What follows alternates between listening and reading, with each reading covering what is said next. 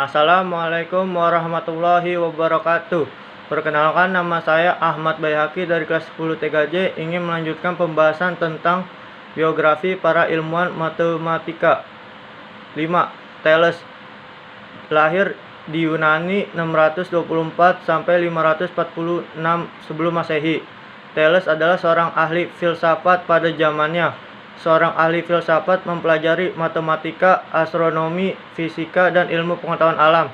Thales lahir di Yunani, kemudian pergi ke Mesir untuk mempelajari. Ia mengukur tinggi piramida dengan menggunakan pengertian kesebangunan dan meramalkan waktu peredaran matahari. Tak heran jika ia disebut sebagai bapak awal ilmu pengetahuan matematika dan astronomi. Dalam sebuah cerita, di suatu malam ia berjalan sambil menatap bintang di langit. Tiba-tiba ia terperosok masuk ke selokan. Seorang wanita budak yang sudah tua melihat kejadian itu berkata kepadanya, "Tuanku, bila Anda tidak dapat melihat jalan, bagaimana Anda dapat menceritakan sesuatu tentang bintang-bintang?" Selanjutnya nomor 6. Pythagoras. Lahir di Yunani 582 sampai 493 sebelum Masehi. Meskipun Pythagoras adalah seorang ahli filsafat, namun ia juga mempelajari musik dan ilmu-ilmu lainnya. Ia lahir di Yunani dan kemudian ke Mesir dan Babilonia untuk belajar. Pythagoras terkenal dengan dalilnya yang menerangkan bahwa dalam suatu segitiga siku-siku, kuadrat sisi miring sama dengan jumlah kuadrat sisi lainnya. Segitiga siku-siku yang sisinya berbanding 3:4:5 merupakan dasar dalil-dalil matematika untuk perhitungan sudut-sudut dalam segitiga. A2 tambah B2 sama dengan C2.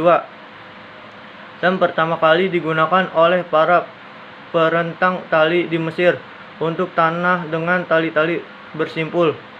Menurut Hikmah, ia menemukan dalil itu ketika ia sedang mengamati susunan lantai bersegitiga di rumah salah satu temannya. 7. Eulides. Lahir di Yunani kira-kira 300 sebelum Masehi.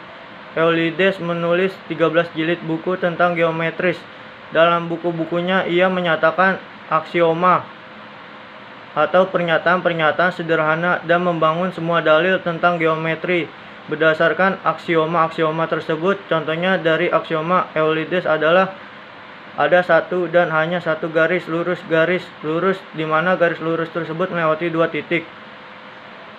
Buku-buku karangannya menjadi hasil karya yang sangat penting dan menjadi acuan dalam pembelajaran ilmu geometri. Bagi Eulides, matematika itu penting sebagai bahan studi dan bukan sekedar alat untuk mencari nafkah. Sekian video dari saya, kurangnya mohon maaf. Assalamualaikum warahmatullahi wabarakatuh.